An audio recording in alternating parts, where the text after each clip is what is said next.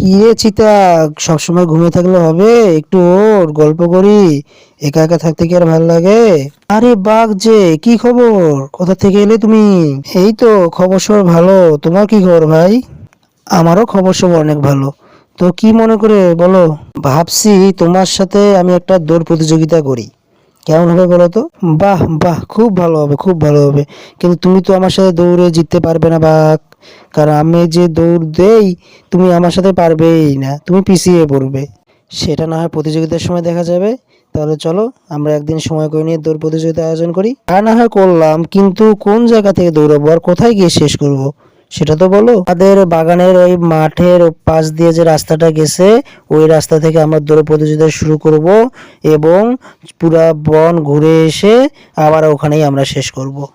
আচ্ছা ঠিক আছে, তো কবে প্রতিযোগিতাটা শুরু করতে চাচ্ছ বলো? আগামীকালকেই আমরা প্রতিযোগিতাটা শুরু করি। আমরা এখান থেকে প্রতিযোগিতাটা শুরু করব এবং পুরো রাস্তা ঘুরে, পুরো বন ঘুরে আবার এখানে এসে শেষ করব। চলো তাহলে প্রতিযোগিতাটা শুরু করা যাক।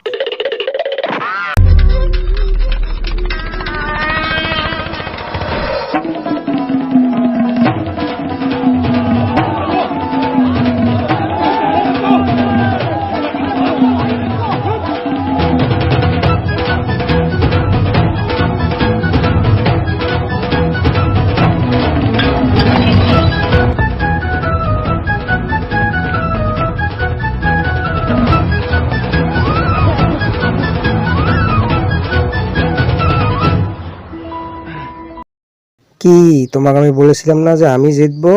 দেখলে তো, আমি জিতে গেলাম। তোমার শরীরে শক্তি বেশি আছে তো, ওর জন্য তুমি সবসময় নিজেকে অন্য কিছু ভাবো যে সব কিছুই তুমি জিতে যাবা, কিন্তু তা নয়। সবসময় মনে রাখবা, সবাইকে দিয়ে সব কিছু হয় না। হ্যাঁ, ঠিক বলেছো চিতা।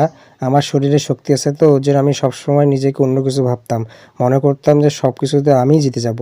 আমার ভুল হয়ে গেছে, আমার এই অহংকারে পতন হয়েছে। বুঝতে পারছি সব কিছু একজনকে দিয়ে হয় না, আমাদের সবার মধ্যে সৃষ্টিকর্তা এক একজনকে এক একটা প্রতিভা দিয়ে পাঠিয়েছেন। ধন্যবাদ চিতা, আমার এই অহংকারটা ভেঙে দেওয়ার জন্য।